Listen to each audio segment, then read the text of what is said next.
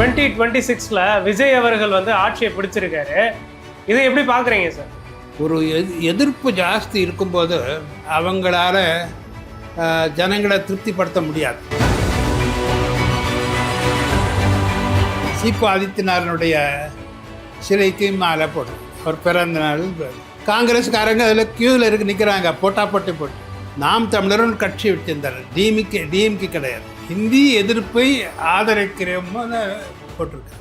அது உரிமை. ராத்திரி அவர் அரெஸ்ட் பண்ணி போட்டாங்க. ஹோல் பத்திரிகை அகெயின்ஸ்ட் ஆகிடுச்சு. இந்த காங்கிரஸ் கவர்மெண்ட், பக்தவசல கவர்மெண்ட். அரசியல் சாசன சட்டத்தின் மீது கை வைக்கவே இல்லை மோடி. ஒரு சாசன திருத்தத்தை கொண்டு வரல. அண்மையிலே ராகுல் தே ஆர் ட்ரைட்டர்ஸ் அப்படின்னு ஸ்டேட்மெண்ட் கொடுத்தாங்க. Because they want to change the constitution. 44வது திருத்தத்தை கடவுள் மாதிரி பார்க்குறாங்க. அதன் மூலமாக நமக்கு பேச்சுரிமை இது எல்லாம் வந்துடுச்சு. இப்போ இது கண்டபடி பேசினாலும் கூட அவங்கள நம்ம அரெஸ்ட் பண்ண முடியாது. அந்த சட்டத்தை திருத்தினவங்க அவங்க பாட்டி இந்திரா காந்தி சார். இப்போ 1967 அண்ணா ஆட்சி அமைச்சார். 1977 புரட்சி தலைவர் எம்ஜிஆர் அவர்கள் ஆட்சியை பிடிச்சார். அதுக்கு பிறகு வந்து ஜெயலலிதா அவர்கள் 1991 முதல்வராக இருந்தாங்க. இந்த மாதிரியான மாற்றங்கள்லாம் நிகழ்ந்த காலகட்டத்துக்கு பிறகு இப்போ 2026 விஜய் அவர்கள் வந்து ஆட்சியை பிடிச்சிருக்காரு. இதை எப்படி பார்க்குறீங்க சார்? ஒரு எதிர்ப்பு ஜாஸ்தி இருக்கும்போது அதுக்கு வந்து ஆன்டி இன்கம்பன்சின்னு பேர் ஆங்கிலத்தில். ஒரு ஆட்சி நடந்துகிட்டே இருக்கும்போது அவங்களால ஜனங்களை திருப்திப்படுத்த முடியாது. ஸோ படிப்படியாக வந்து அந்த மக்களுக்கு ஆட்சியின் மீது வெறுப்பு வந்துகிட்டே இருக்கும். உதாரணத்துக்கு சொல்கிறேன், 2-3 இது. Law and order. நான் முதல்ல 67க்கு போகிறேன், அங்கேருந்து ஆரம்பிக்க. அங்கே காங்கிரஸ் ஆட்சி நடந்துட்டு இருக்கு.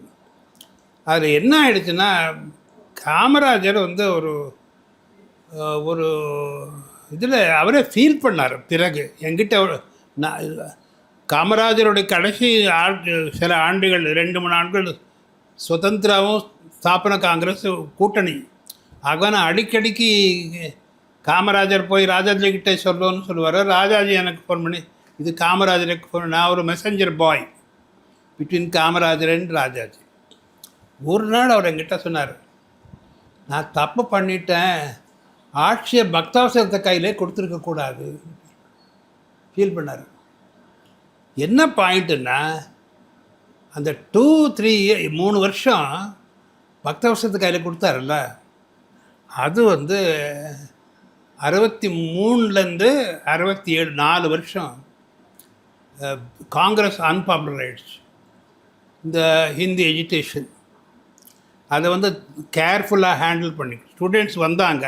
ஸ்டூடெண்ட்ஸ் மேலே லாத்தி சார்ஜ்.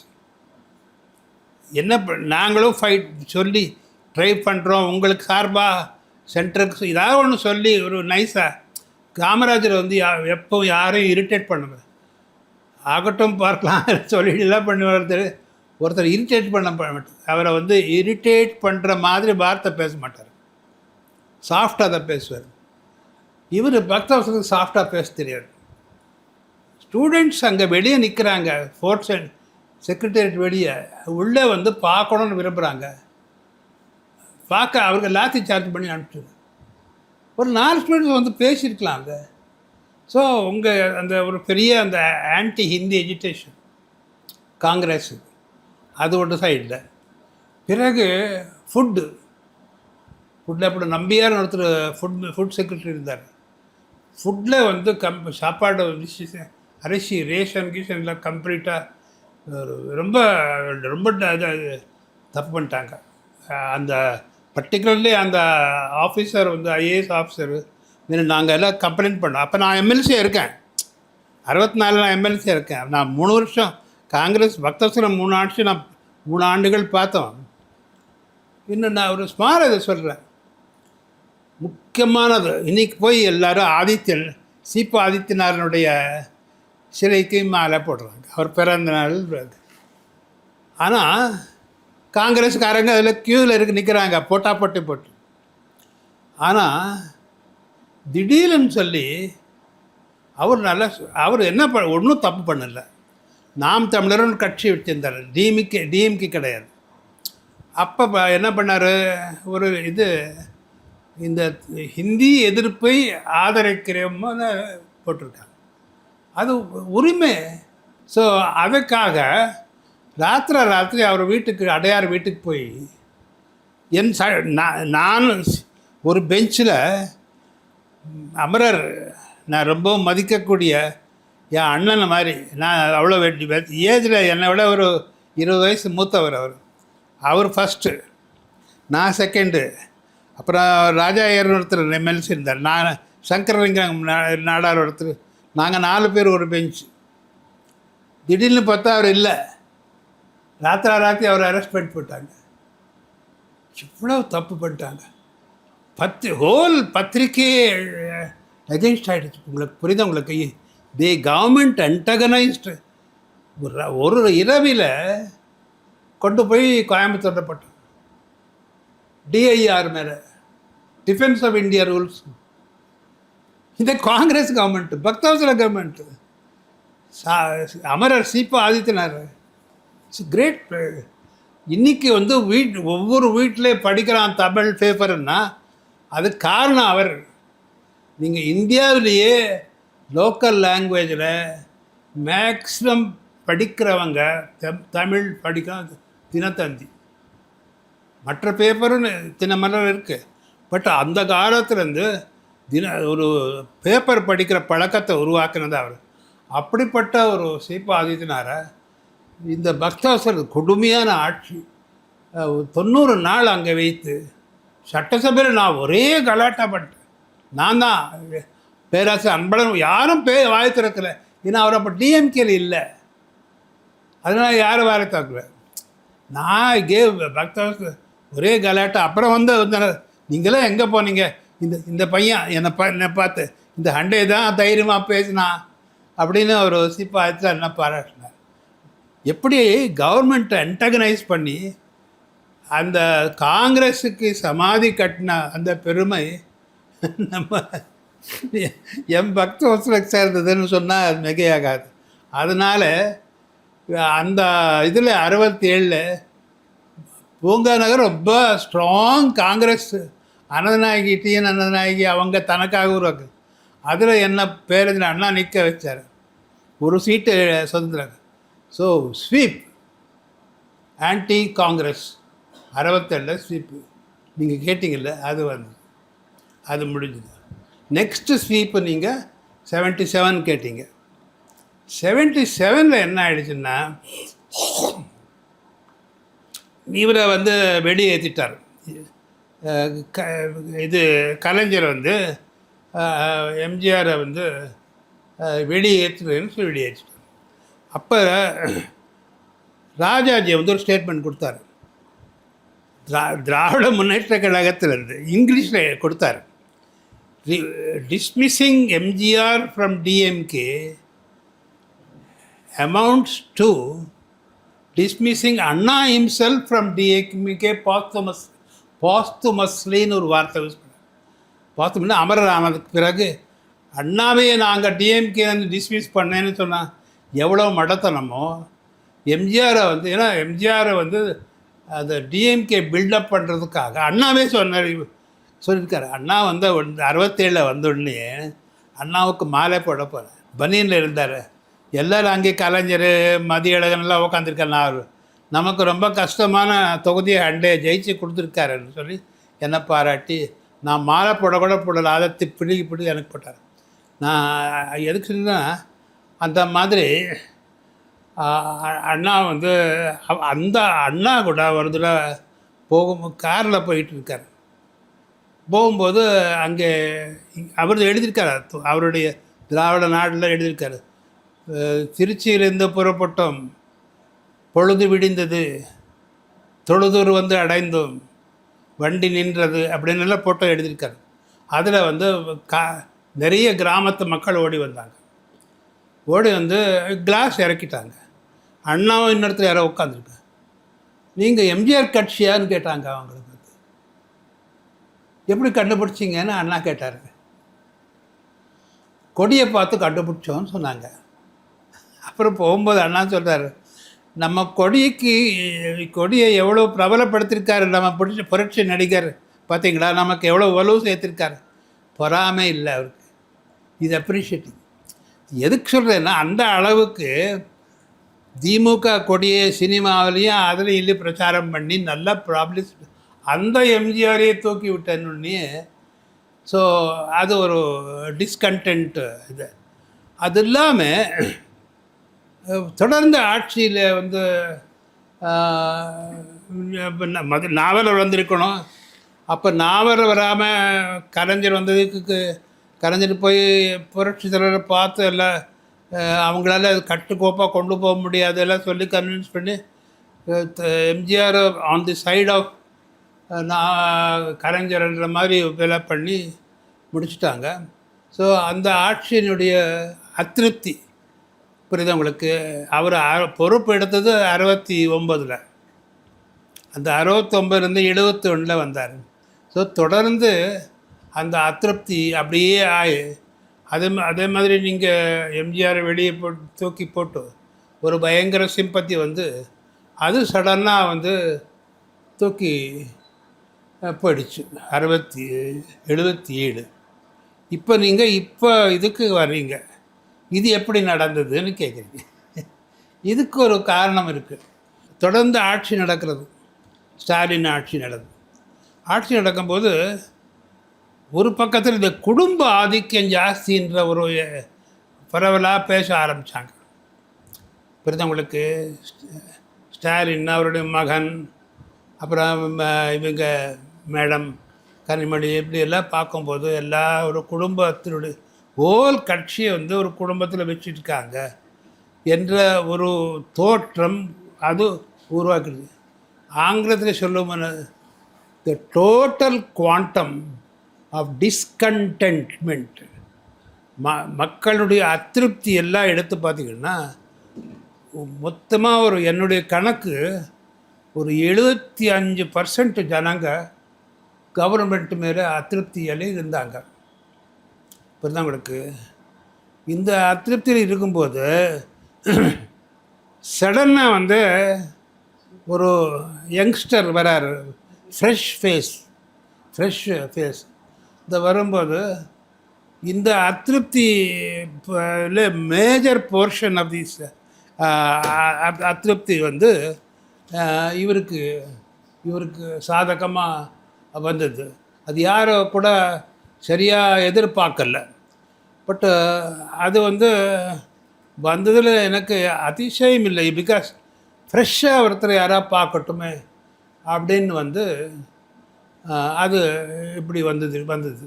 அதனால் இப்போ வந்து விஜய் அவர் கையில் வந்திருக்கு. எதிர்கட்சி ஃபங்க் ஆகக்கூடாது, பயந்துடக்கூடாது. வந்துட்டு நமக்கு நல்லா போயிடுச்சு, நோ, அப்படி இருக்கவே கூடாது. எதிர்கட்சிக்கு ஒரு ரோல் இருக்குது. ஜனநாயகத்தில் நாங்கள் வந்து பிரிட்டிஷ் மெத்தடை நாங்கள் ஃபாலோ பண்ணுறோம். Ruling party, opposition party. அப்போ வின்ஸ்டன் சர்ச்சில் ஹிம்செல்ஃப் ஒரு தடவை சொன்னார், you did like this when you are prime minister, you are saying like this now அப்படின்னு சொல்லி வின்ஸ்டன் சர்ச்சில், அவருக்கு இந்தியானா ரொம்ப கண்டெம்ட், அவரை கேட்டாங்க ஹவுஸ் ஆஃப் காமன்ஸில். அப்போ அவர் சிரிச்சுக்கிட்டே சொன்னார், the ruling has its way, the opposition has its say அப்படின்னு சொன்னார். அது மாதிரி நாம் வந்து இப்போ அரசாங்கத்தில் எங்கெங்கே தவறு நடக்குதோ அது வந்து இப்போ பாரதிய ஜனதா கட்சியாக இருந்தாலும் சரி, யாராக இருந்தாலும் நம்முடைய வேலை என்னென்னா அதை நம்ம சுட்டி காட்ட வேண்டியது நம்ம கடமை. தவறு செய்யும்போது சுட்டி காட்ட வேண்டும். அது வந்து அரசாங்கத்துக்கும் பாதுகாப்பாக இருக்கும் அப்படின்னு யார் சொல்லியிருக்காங்க? யாராவது சொல்லியிருக்காங்களா? வள்ளுவர் சொல்லியிருக்காங்க. இடிப்பாறை இல்லாத ஏமரா மன்னன்னா பாதுகாப்பு அற்ற மன்னன்னு அர்த்தம். இடிப்பாறை இல்லாத, இடித்து பேசக்கூடியவர் இல்லை என்றால் அந்த மன்னன் ஏமலா மன்னனாக ஆகிவிடுவார். ஸோ ஆகவே இந்த இன்ட்ரெஸ்ட் ஆஃப் தி கவர்மெண்ட் நாம் எங்கெங்கே மிஸ்டேக்ஸ் நடக்கிறது அதை சொல்லி ஆகணும். அது நம்ம கடமை. நான் அது அவங்கள பர்சனலாக அட்டாக் பண்ணக்கூடாது. நான் எப்பவும் கலைஞர் நிறைய அப்போ அவரே சொல்லுவார், உட்கார்ந்தால் சண்டை, எழுந்தால் சண்டை. உட்கார்ந்தாலும் I give respect to ruling party, but I criticise. அந்த மாதிரி எதுக்கு சொல்கிறேன்னா, நாம் நம்ம தகுதி குறைக்காமல் சரியான வகையில் வைத்துக்கொண்டு, இப்போ நிறைய மிஸ்டேக்ஸ் நடந்துட்டு இருக்குது, அவங்களால தெரிஞ்சுக்கிறதுக்கு சான்ஸ் கிடையாது. நாம் அதை சுட்டி காட்டணும். ஸோ நமக்கு எதிர்கட்சிக்கு ஒரு முக்கியமான கடமை உள்ளது இருக்கிறது, அதை விடக்கூடாது என்பது என்னுடைய கருத்து. இந்த தேர்தலில் பண அரசியல் தோத்துருக்கு அப்படின்னு சொல்றாங்க. ஒரு பக்கம் திமுகவுடைய பிம்பமும் அதிமுகவுடைய பிம்பமும் உடஞ்சிருக்குன்னு நினைக்கிறீங்களா? நான் மொத்தமாக ஒரு தடவை இண்டிபெண்ட்டாக 6 தடவை ஜெயிச்சிருக்கேன். ஒரு காசு யாருக்கும் கொடுக்கல. நான் என்ன பண்ணுவேன்னா, என்னுடைய டெக்னிக் அதை ஃபாலோ பண்ணுறது நிறைய பேர் ஃபாலோ பண்ணுறதில்ல. அந்த ஜெயித்த உடனே நான் தொகுதி வாக்காளரோட கான்டாக்ட் எனக்கு ஜாஸ்தி பண்ணுவேன். இப்போ உதாரணத்துக்கு நீங்கள் பூங்கா நகரில் 2 மணி ஆசை தம்பிக்கிறது, எப்படி நீ என்னன்னு தோற்கடிச்சு, ஒன்றும் காசை நீ செலவு பண்ணல, எப்படி தோற்கடிச்சேன்னு வீட்டுக்கே கேட்டார். என் பக்கத்தை விட்டு தெருவு தான் அவர், எனக்கு ஃப்ரெண்டு தான் அவர், என்னை விட மூத்தவர், நீன்னு தான் சொல்லுவார். நான் என்ன பண்ணுவேன், வாரத்துக்கு ஒரு தடவை, மாதத்துக்கு ஒரு தடவை ஒரு டிவிஷன், ஒரு கல்யாண மண்டபத்தில் எல்லாருக்கும் மொத்தமாக ஒரு 3000 வீடுகள் ஒரு டிவிஷனில், இந்த 3000 லெட்டர்ஸ் கொடுத்து சாயந்தரம் 4 மணிக்கு நான் அங்கே வரேன். என்னோடய ஃப்ரெண்ட்ஸ், என்னுடைய பர்சனல் அசிஸ்டண்ட் கூட வருவாங்க. நீங்கள் என்னென்ன குறை இருக்கோ எனக்கு கொடுங்கோ, நான் அதை அட்டெண்ட் பண்ணுறேன்னு சொல்லி கிட்டத்தட்ட 300 பேர் வருவாங்க. யாராவது வரலைன்னா அது உங்கள் மிஸ்டேக் தான். நான் லெட்டரை கொடுத்து நீங்கள். ஸோ தேர்ஸ் எ கான்டாக்ட். அந்த அப்புறம் அது என்ன பண்ணுவேன், சார்ட் அவுட் பண்ணிவிட்டு சிலது அசம்பிளியில் பேசுவேன், சிலது கவர்மெண்ட்டுக்கு அனுப்புவேன். என்னென்ன நடவடிக்கை எடுத்துருக்கோ அது ஒரு லெட்டர் போகும், உங்கள் கம்ப்ளைண்ட் மீது என்ன நடவடிக்கை. ஸோ அப்படி வச்சுருந்திங்கன்னா காசு செலவு பண்ண வேண்டியதில்லை. அது பண்ணுறதில்ல, நிறைய பேர் பண்ணுறதில்ல. போன தேர்தலில் வந்தீங்க, இப்போ திருப்பி நான் இப்போ உங்களை பார்க்குறேன்னு தான் ஜோக் அடிக்கிறாங்க. இந்த கட்டுரை கார்ட்டூன்ஸில் பார்த்தீங்கன்னா அந்த மாதிரி இருக்கக்கூடாது. அது ஒன்று. அந்த பணம் இந்த தடவை கொஞ்சம் விட வாங்கினாலும் கூட அது விசுவாசமாக அந்த பணம் கொடுத்தவங்களுக்கு ஓட்டு போடலை, அவங்க வேறு மாதிரி தான் போட்டிருக்காங்கன்னு நினைக்கிறேன். இதை பார்க்கும்போது எங்கெல்லாம் பணம் வாங்கியிருக்காங்க என்ன இருக்குது எனக்கு அது டீட்டெயில்ஸ் தெரியாது. கொஞ்சம் பணம் விளையாடி இருக்கலாம் இல்லாமல் அது சொல்ல முடியாது. அதுக்கு ஆதாரம் வேணும். ஆதாரம் இல்லாமல் நான் பேச முடியாது. பல கட்சியில் இருந்திருக்கீங்க. நான் ஆல் இண்டியா பற்றி, நம்ம நாட்டை பற்றி நாம் சிந்திக்கணும். நாடு முழுமையாக இருந்தால் தான் மாநிலம் இருக்க முடியும்.